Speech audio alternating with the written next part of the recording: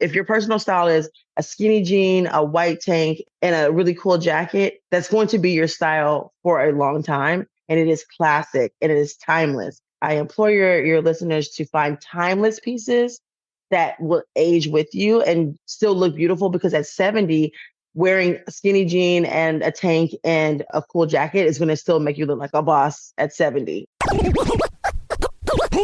You're listening to Make Some Noise Podcast, episode number 622 with guest Michelle Thomas.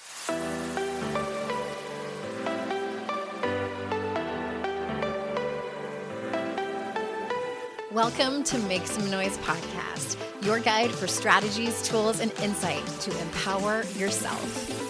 I'm your host, Andrea Owen, global speaker, entrepreneur, life coach since 2007, and author of 3 books that have been translated into 18 languages and are available in 22 countries.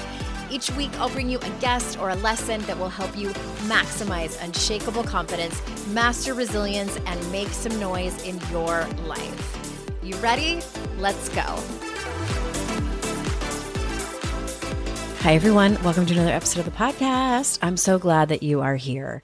Today, I have someone special on the show. I have been kind of going through my own transition in terms, well, maybe not a transition, but just a walking towards and intentionally and consciously walking towards figuring out my personal style. As someone who has just spent the last, 17 years raising children, my style it wasn't a priority. It wasn't a priority. I shop at the Gap, Old Navy, Target. Maybe I might throw in something fancy every once in a while. And by fancy, I mean like at a boutique. But for the most part, it was just dressing for comfort, dressing down as much as possible. And I also, there's an element where I didn't want to stand out too much. I did, but I didn't. So I'd always leaned towards and loved sort of an edgy style, and it would peek out in photo shoots and things like that, because I was like, this is really what I'm feeling and what I want and how I feel comfortable to a point. But I just put it off. And anyway, and now I'm, kind of living this new life and really trying to lean into more of who I am and what feels good to me and what makes me feel alive. That's what I'm going after. So I had Michelle Thomas on today. She's a stylist. She dresses celebrities, and I had some questions in hopes that if you are somebody who has really struggled to find your personal style, that this episode will be helpful. It's a little bit of a short one. I hope you enjoy it. Before we jump in, I want to make sure that if you are someone who is interested in coming to one of my in-person retreats, I'm starting to plan one and put it together. It's going to be out here in North Carolina, probably at my house. So if you're interested, please sign up for the early notification list. That way, it doesn't obligate you for anything except you'll be notified right away when I do open spots for them. And there are limited spots. It's at andreaowen.com/retreat. And you can read all about the Daring Way there. That's what this retreat would be. And it would be a weekend. I'm not entirely positive when we would do it, but probably in January after the election, after the holidays. But I do want to kind of get a feel of how many of y'all would be interested in it. andreaowen.com/retreat. Again, you can read about the Daring Way, what your takeaways would be from that curriculum and the coming together of some amazing women. And it would help me out a whole lot. Okay. All right. Let me tell you about today's guest. Michelle Thomas is a famous celebrity fashion stylist, custom tailor, and designer based in downtown Los Angeles. Clothes designed by her are favorites among celebrities like Jenna Ortega, Erykah Badu, Kim Lee, Megan Fox, Machine Gun Kelly, and Jordan Jones. They consistently achieve spots in the limelight for their unique allure and outstanding craftsmanship. At her studio, Michelle creates stunning shoulder pieces, costumes, and a range of custom-fit clothing items that capture the gist of contemporary lifestyle and timeless elegance. So without further ado, here is Michelle. Michelle, thank you so much for being on the show. Thank you so much for having me. I was so excited to have you. I was mentioning before we started recording that I've never had anyone on who does exactly what you do. So we're very excited. Yeah. And I'm also excited for personal reasons. Like my audience knows, sometimes I selfishly have people on because like I'm going through something and I need the help. Yes, So I understand. we'll talk about that a little bit. I follow a decent amount of stylists on Instagram and social media. And I know in your book you emphasize the importance of creating a personalized wardrobe. So for me, for years, I just, I saw a cute t-shirt at Target and I was like, that looks good. I like these Mhm. jeans, the way they fit. That looks good too. It never really felt like I had a personalized wardrobe. So can you give us a kind of a best practices and some like DIY tips for anyone that could use some help tailoring their personal wardrobe? Finding pieces that make you feel comfortable first are more important than flashy labels and things like that. Finding like the perfect pair of jeans that fit you the way you like, a tank or a t-shirt that speaks to you, what fits you the way you like, but finding comfortable staple pieces for your wardrobe that fit you correctly or you get tailored to fit your body can be mixed and matched with other pieces. And then when you to bring in that personal style, finding special pieces to go with those. So you don't Okay. need a closet full of special pieces. Like, how often are you going to an art show Right. or a fashion show? Like you don't need these everyday people don't need these huge special gowns and pieces unless that's just who you are.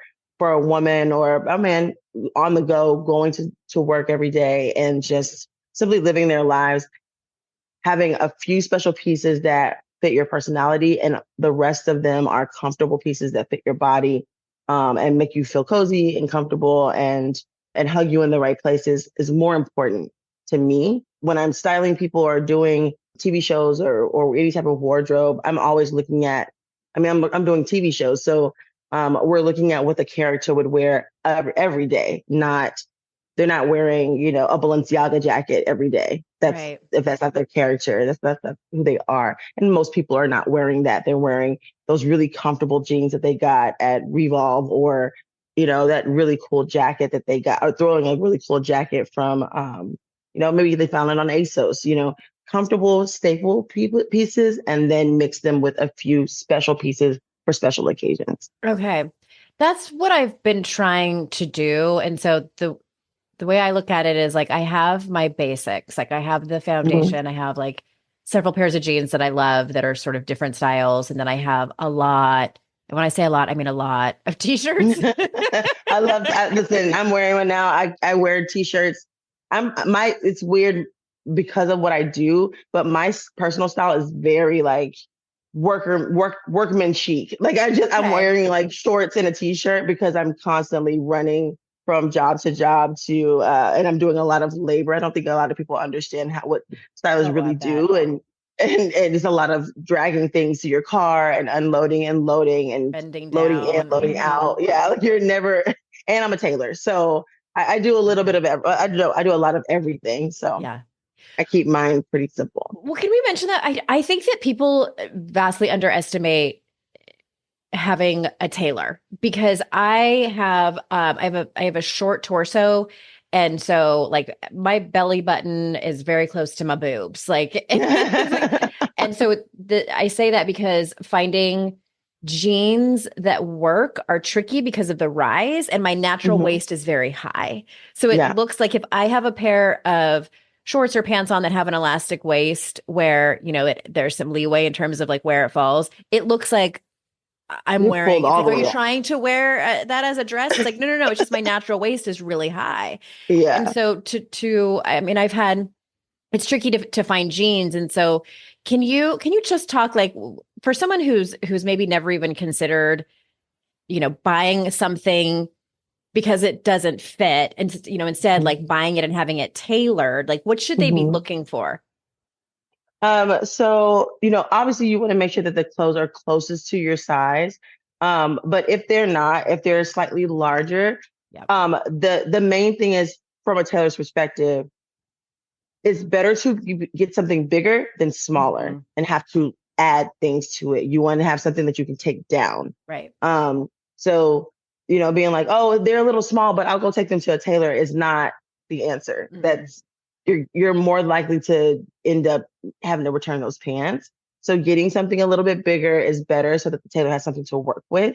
Find a good tailor at a dry cleaner. You can find a dry cleaners that has a really good tailor. and take your own measurements. It's really important for us to have our measurements done at least every 3 months, unless you fluctuate more than that. But get your measurements done. If you don't know how to take your measurements, my book has ways to show you how to take your measurements. But if you don't know how to take your measurements, go to a tailor and have them measure you and write it all down. So it's head to toe measurements. That way you know what your body rise is. When you go to your tailor, you can say, hey, this is where my rise is. This is where my natural waist sits. And this is where I need the pants to come up. I need the crotch to come up because you probably have to wear high waisted everything, right? Because your torso is so short, but then you have to fix the seat and the crotch area. The crotch area is always going to be the issue, especially when you're doing like jumpsuits and things like that, because jumpsuits are so long torsoed.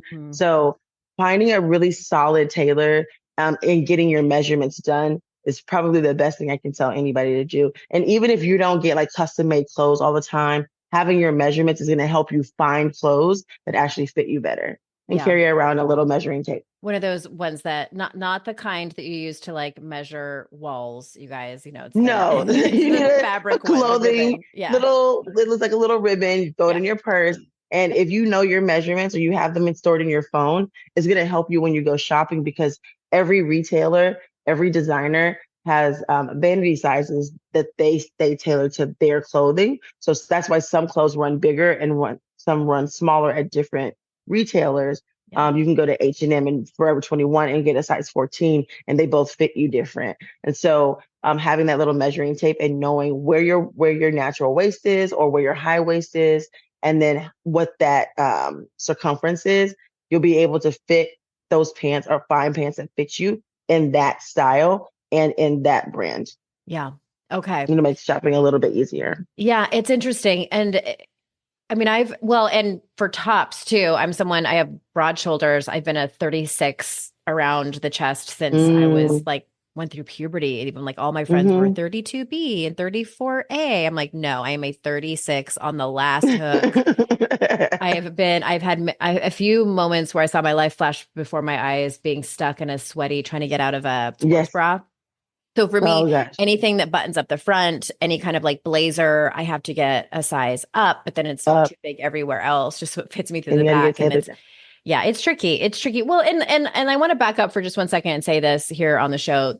I know that the people listening to this show want to feel great in their life. They want to feel more joy in their life. They want to feel happier. And part of that is getting dressed in the morning and how you look. And I know a lot of us, I kind of put that last. And so this is just like my own curiosity. And I know you've done work on the red carpet and you've styled people. So can you walk us through like your creative process when you're designing a piece that like you want it to stand out and also stay true to your client's personality? Because you've styled some celebrities before. Like, what does that creative process look like for you? So I'm really collaborative with my clients, celebrity or otherwise, but I would say 95% of my clients are celebrities, and everybody has an idea of what they want. Like they're like, oh yeah, I want to do all these things. And especially when you're doing something custom and I'm making something from scratch, they throw every idea they've ever had into that one look because, they're going to the Emmys and they want to get the dress of their dreams. And everybody's not a designer. Everybody is not a designer. So I listen to their concept. I'll use my book and I'll sketch it inside of it. And then we'll kind of figure out what pieces work together and what don't. All the ideas can't happen in one dress. And so sometimes you're trying to get them to calibrate and just, okay, let's keep it a little bit more simple. We have to look at what the event is, what the red carpet is. Is it the Emmys? Is it the children and family Emmys, or is it the daytime Emmys? There's a complete difference. Are we walking for Disney or are you going to a Vogue show? Like everything matters. What's the color of the red carpet too? Because carpets are not always red. Oh, really? You take that into account as well? Oh, yes. Like we find out from their publicists what is the carpet color and what is the backdrop. Because you would hate to. I remember working with a stylist, and we had a big client, which I won't say their name. It was for a Marvel premiere, and we ended up putting her in this beautiful like red custom gown. And because we didn't check to see what the carpet was or the backdrop, it was all red. So she's red and then it's all red. And it was like, so she just literally like blended into the background. That was like kind of early on. We realized like we need to make sure that we're checking. And so once we've done all of that and I get them to kind of hone in on what they really want in their dress or their gown, then I will we'll go and check out fabrics, and then I'll do the initial piece. We'll do fittings, finish up, do another fitting, make sure everything's right, and then I get them dressed on the day. I've taken many classes with Masterclass on different topics by some of my favorite instructors like Chris Voss, Diane von Furstenberg, and Adam Grant. There's some amazing personal growth classes there too, like Small Habits That Make a Big Impact on Your Life by James Clear, Where Does Courage Come From by Sarah Blakely, and Curb the Self-Affirmations by Daniel Pink. Lately, I was curious about Emily Morse's class. I follow her on Instagram, Sex with Emily. So I took her class, Sex and Communication, and I especially loved her section on asking for what you want, which can be tricky because it involves vulnerability and sex. These classes really make a difference. 88% of members feel that Masterclass has made a positive impact on their lives. For just $10 a month, an annual membership with Masterclass gets you unlimited access to every instructor. Plus, every new membership comes with a 30-day money-back guarantee. Don't wait another moment to start your learning journey with Masterclass. Right now, our listeners get an additional 15% off any annual membership at masterclass.com/Andrea. That's 15% off at masterclass.com/Andrea. masterclass.com/Andrea.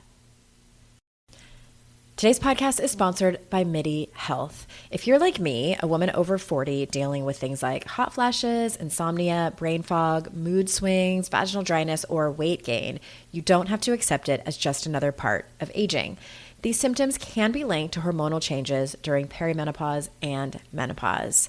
And the experts at MIDI Health understand what you're going through and know how to assist. MIDI clinicians specialize in menopause care, offering safe, effective, FDA-approved treatments. And MIDI care isn't covered by insurance, which is amazing. You don't have to push through this alone. Schedule a virtual visit to discuss your symptoms and health history in detail. You'll leave feeling heard and with a plan to start feeling so much better. You deserve to feel great. Book your virtual visit today at joinmidi.com. That's joinmidi.com, joinmidi.com. Feel like you're the martyr in your family? You're not alone. Hey, this is Joanne. And Bree. And we're from the No Guilt Mom podcast. Bree, we talk to a lot of moms. Yeah, we sure do. And if you're a mom who has a to-do list that is so massive that you get overwhelmed and you shut down, or if you've fallen into the habit of doing everything for everyone and don't know how to change it, we can help you become a no-guilt mom. we're going to take you from family martyr to family model. That's role model, so that you role model the behavior that you want to see out of your kids. You're going to go from being tired and overwhelmed to energized and guilt-free. Every week, you'll get actionable strategies that you can implement right away from the experts that we interview and from us. We also have a whole lot of fun, so check out the No Guilt Mom podcast everywhere you listen to your favorite shows.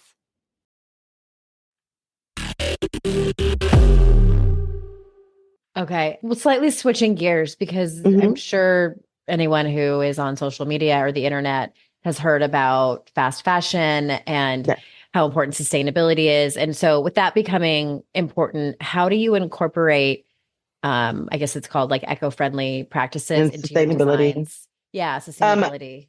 I use every piece of fabric. So if I get a lot of donated fabric to me as well. I'm really grateful for that. A lot of other designers that I know are the same way. We like to share fabric. So if we buy something and then we leave, maybe a yard and a half, that person can't do anything with it, but they know that, oh, I like to make smaller things, or I'll make corsets out of them or whatever.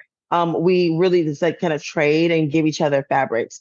And so I have an entire room of fabric here and at the studio. And once we've used as much as we can, we take the scraps and then we keep them in the scrap bin. And then if we're doing something that needs stuffing, we'll use the scraps from the scrap bin to stuff into little pockets or make little shoulder pads from the scraps. So we try to use every single piece that we get. And that's how we try to stay sustainable and do more slow fashion. I custom make pieces from scratch. And I also like to thrift and upcycle those pieces that we thrift so that those clothes are not going straight to a landfill. I mean, there's only so much we can do, obviously, because fast fashion is, it's cheaper, it's made quick. And if something falls apart, well, I only paid $5 for the dress, so it's fine, but it's sad because these pieces are not made to last and they're literally just going to waste. So there are some great programs that, and some different brands that actually will allow you to send clothes back. They'll give you like discounts on other clothing, or because they'll upcycle those clothes that you sent back. If you want to feel like you're being a part of that sustainability place and not contribute to fast fashion, I would say seek out those programs, seek out those companies that will buy back clothing. And then like Target is one of them, and thrift more. Thrift. I know some people think it's a little gross or whatever, but thrifting is awesome. Like, I mean, you can find so many cool gems at a thrift store. Just wash your clothes. Yeah, exactly. Well, I want to ask you about that. Like, do you have any tips because I get overwhelmed. Like, I also even get overwhelmed at like a TJ Maxx, Ross, Marshalls. Yeah. And I don't know if it's, like my ADHD or what, but do you have any tips for thrifting or even like shopping at those places I just mentioned, like how to make it more efficient? Yes, I shop at those places all the time for TV shows and movies. So thrift stores, when I go to a thrift store, I'm not thinking about what I'm going to buy. I have a budget. So, and I'm a thrifter. I love to thrift, and I'll go, 30 miles away from my house just to find a new thrift store. Don't go in with the idea of I have to find something. Go in with the idea that if I'll put everything that you liked, I always put everything that I like in the bag or in the buggy or the cart. Anything that like immediately catches my eye, and I just throw it in there. And then when I finish, I sit down and I go through every single item and say, do I need this or do I want this? Do I really want this because I'm going to use it, or do I really want it because I just want it to be in my closet? And that's how I sift through. But my instinct is to pick up the first thing that I like, because I don't want to have to try to find it again. And I want to be able to give myself time to think about it as I'm shopping. And then when I get down to it, I'll pick what I really, really love. And like, I could live without this piece, but I can't live without this one. I don't think I would ever find this again. And that's how I thrift. With TJ Maxx and Marshalls and stuff, these stores are literally getting overstocked items. With them, I just say, I'm usually going in there looking for something in particular, finding special pieces, pick it up first, throw it in your cart. If you see something you like, just pick it up first. I don't even look at the price. I'll just pick it up first and throw it in the cart. Because if I liked it enough to pick it up, then it might be worth it. I have a Walter Baker bag that's like $400 online, but TJ Maxx, it's like maybe like $198. And I would never buy something like that on purpose. But I love the bag so much that I just threw it in the bag, and I was like, okay, I'll just keep looking. And that's the only thing I bought that day, because I splurged that day. Yeah. Yeah. Interesting. I like to look at it. Well, sometimes I'll go because I need workout clothes, and that's like easy. But other times if I'm going through, and I'm talking about like a TJ Maxx or something like that, but at a thrift store, I try to only get things where I can in my head say, okay, I can wear this with this. Because I've done that so many times where I just like something and then I bring it home and then I never wear it. And then what's really happening is that I like this on someone else. Gotcha. So you're making a gift closet. Right. Yeah, maybe that's what I should do. Because there's plenty, because my style is, I've always wanted to dress sort of edgy and like with a little mix of some goth and some boho, but more like edgy, but classy. And especially I've gotten older and I never leaned into it because I was always like afraid. And I'm like, I'm not cool enough to pull that off and blah, blah, blah. All this You're stuff very that goes cool. on in our Like head. you're Thank super you. cool. Thank you. I love the hair, the tattoos. You're like super cool. Well, and then this came like as I kind of transitioned and left my marriage and decided to grow my silver out. And I'm like, screw it. I'm just going to get a full sleeve of tattoos because I'd wanted one for a decade. So now, and I say all this because I'm starting to lean into my style, and it's been interesting as I shop because I'll see an outfit or I see an ad for one, of course, and I audibly gasp. And so I'm like, that's a sign that I should get that outfit. But then when I think about it, I'm like, no, I like this on the model, but not for me. Like I wouldn't wear it for a legitimate reason. I just don't like it on me, or it's a little bit too far down the path of that particular style. It's not because I think I'm too old or, because I'm talking about that. But I say all that because I think that there might be other people listening who kind of have a gut feeling, like I really like that style. Like I really want to dress boho, classic 1950s pinup girl style. And they don't because they're afraid, that they're going to stand out too much and things like that. So all that being said, do you have any advice for someone who might be in that place? Yes. Take it one step at a time. Take little elements of that style and then start incorporating that into your personal style, into your everyday. So make it more of a habit. So let's say I want to go a little bit more edgy, a little bit more grunge, but I work in a corporate, I work corporate. So I'm going to wear my suit, my jacket and all of the things, but then I might put on some really funky, like kind of little dagger earrings, or like I might add like a little like dagger pin or a little edgy brooch or something like that, or more rings than I would normally wear. And I just start like slowly incorporating those things into my everyday life. On the weekends, I'm going to wear a leather jacket this time when I go out. It's little things at a time so that they don't feel like a complete change of who you are and a complete change of your personal style. Just adding one element, weekly, just to get comfortable with it, because over time you're going to start to see yourself in that full outfit. It won't feel so jarring if you go from I wear athleisure wear every day to I have black makeup on and I dyed my hair purple and I'm wearing like leather leggings and a spike bracelet. Like, you take it one step at a time and one element at a time. And then eventually you'll be in the full look and it won't feel so jarring to you or anybody else watching you.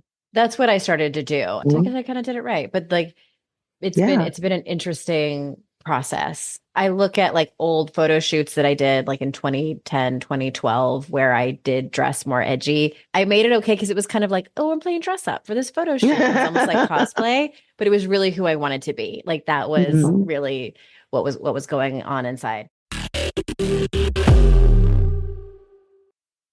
If you're a parent, I invite you to join us at the Mindful Mama podcast, where it's all about becoming a less irritable, more joyful parent. With sometimes hilarious and always thought-provoking experts and friends, at Mindful Mama, we know that you cannot give what you do not have. And when you have calm and peace within, then you can give it to your children. I'm Hunter Clark Fields, and I can't wait to see you there. Listen in to the Mindful Mama podcast. When it comes to raising kids, there's so much to consider. Things like, what do we feed them? When do we feed them? How do they sleep? What does it look like to raise kind kids? How does their nervous system work? How do I keep myself calm? What are my triggers? There's so much that comes into play, and we are distilling all of that information for you at Voices of Your Village podcast, where we bring experts in the field of early childhood and education and psychology and across the board so that you don't have to comb the internet for information. You get to show up and hang out and have shame-free, judgment-free conversations and insights into what it looks like to raise kind, empathetic, emotionally intelligent humans. I'm Alyssa Blask Campbell. I have a master's degree in early childhood education. I'm a mom of 2, and I am walking this journey right alongside you doing this work. Come hang out with me at Voices of Your Village, and we can dive into real conversations with actionable tips. Lynn, this time of year, parenting can be such a flusterclux. You've come to the right place. I'm Lynn Lyons, and I've been treating anxious families for over 30 years. I'm Lynn's sister-in-law and co-host Robin Hudson. Join us for Flusterclux, a podcast for parents who worry. Wait, that's everybody. Yeah, these last few years have felt like one long anxiety attack for so many. Why do you think parents are always surprised that a podcast about anxiety relates to them, even if no one in their house has an anxiety disorder? Well, worry is human. Everyone does it. And anxiety shows up when we face uncertainty. All the parenting tips you've taught me have been essential. I love to break it down into skills we need to manage worry in our families. We've covered so many topics: depression, burnout, meltdowns, perfectionism. Don't forget scary mothers-in-law. Right, but of course that's not my mother-in-law, Because that's my mother. and a listener. As a psychotherapist, I like to teach parents and kids how to respond to everyday moments in healthy ways. Managing anxiety really can be taught. It really can. And I'll even tell you what to say. We talk about serious stuff, but without being too serious. Anxiety wants everything serious. Anxiety doesn't stand a chance when we're laughing, even about the tough stuff. Before we close up, I want to ask one more question. Like, because I remember even several years ago when I was at the mall and I was in some kind of like trendy store and I saw that this clothes were starting to come back that I wore in high school. So this was, in like the 90s. And I'm like, oh my gosh, I've arrived at the age where things are starting to go back. They have circled back. I mean, this is like when overalls first started coming back. And so how do you predict? Oh, and also my daughter who's a teenager now, she's like, Mom, did you keep any of your clothes from like the early 2000s? And I'm like, but I had the cutest things that would look so cute on her, and I feel bad like not keeping it, but I don't keep. I'm the opposite of a hoarder. Me I get too. rid of stuff. I'm a purger. I'm a purger. Yeah. And so how does someone predict and adapt to like how fast fashion changes? Because I'm like, I've got like half a dozen skinny jeans where I'm like, should I keep these for another 15 years when they come back in style? Like what can like the person who's listening to this podcast do in terms of like trying to predict and stop predicting it? I've never been into trendy things because trends come and go. That's the kind of the point of trends. It's expensive to try to keep up with it. It's like buying a new iPhone every 2 months that they come out. Like it doesn't matter because you being trendy. Like how old are we? Like and like I'm in my late 40s, and I'm in my mid them early 40s. But either way, like what are we following this trend for? Like so everybody's wearing bubble skirts now. That's a new thing. You remember bubble skirts from the 90s? That was like homecoming for me in the 90s. Yeah, the dresses. Yes. So I'm not going to wear a bubble skirt. I'm 42. I don't need to follow that trend. That trend didn't last very long either before. So they made people's hips look wide. It's cute here or there, but it's cute on someone who's like 15. Adults, we're us following the trend of what's popular on Instagram. This is just all marketing, and it has nothing to do with your personal style. If your personal style is a skinny jean, a white tank, and a really cool jacket, that's going to be your style for a long time. And it is classic and it is timeless. And so I implore your listeners to find timeless pieces that will age with you and still look beautiful, because at 70, wearing a skinny jean and a tank and a cool jacket is going to still make you you're going to look like a boss at 70. You're like a bad bitch. You can say it. I mean, okay, good. You're going to look like a badass, okay? With your tattoos. I did the exact same thing. I got a full sleeve after a breakup. So, and cut my hair and now it's blue. You know what I'm saying? Yeah. And tattoos are their own accessory for sure. Oh my gosh. And I love Harry Potter. So my whole sleeve is Harry Potter. But I'm not going to change with the tides and what's trendy. I've never been a trendy person. I've been I like unique pieces. And so I implore your audience to find pieces that feel comfortable, feel good to them, and don't worry about trends because they come and go. Yeah. And we're too old for that. Okay. I love that. I do that with my home decor too. I just decided like 98% of the time it's just going to be me and my kids. So I'm going to do whatever I want. I'm not going to whatever feels good. Exactly. Mm-hmm. All right. Well, Michelle, thank you so much for being here. Where do you want people to go to learn more about your work? So you can go to my website, The Cut Studios, and that's the cut with a K, thecutstudios.com/ultimate fashion workbook. That's where you can buy my book. But my website also has information about our sewing classes. If you're on, are you in Los Angeles? Yes, I'm in the Los Angeles downtown fashion district area. We also have our showroom here, so you can shop here, but you can also take classes here. We have amazing sewing classes, and we also have them on YouTube for the Cut Studios. You can also visit us on Instagram and Facebook at the Cut Studios with a K. And if you want to see my personal work, it's Aunt Funky's Closet on Facebook and Instagram. Aunt Funky's Closet, and you'll see a lot more of my work and the work that I do with my clients and things that I make and tailor for red carpets and all of Hollywood. Yay! And celebrities that you've styled. Yeah, I was looking at that this morning. So thank you so much for being here and for answering all my questions. I will have all those links in the show notes. And everyone, thank you so much for your time. I know your time is so valuable. I appreciate that you spend it with us. And remember, it's our life's journey to make ourselves better humans and our life's responsibility to make the world a better place. Bye for now. Hey, listeners, if you work for a company that does professional development, did you know that I offer leadership training, more specifically, empathy and assertiveness and how it makes stronger teams? You can see more on my speaking page at AndreaOwen.com/speaking, where there's also a contact button there so you can fill out that form and let's chat.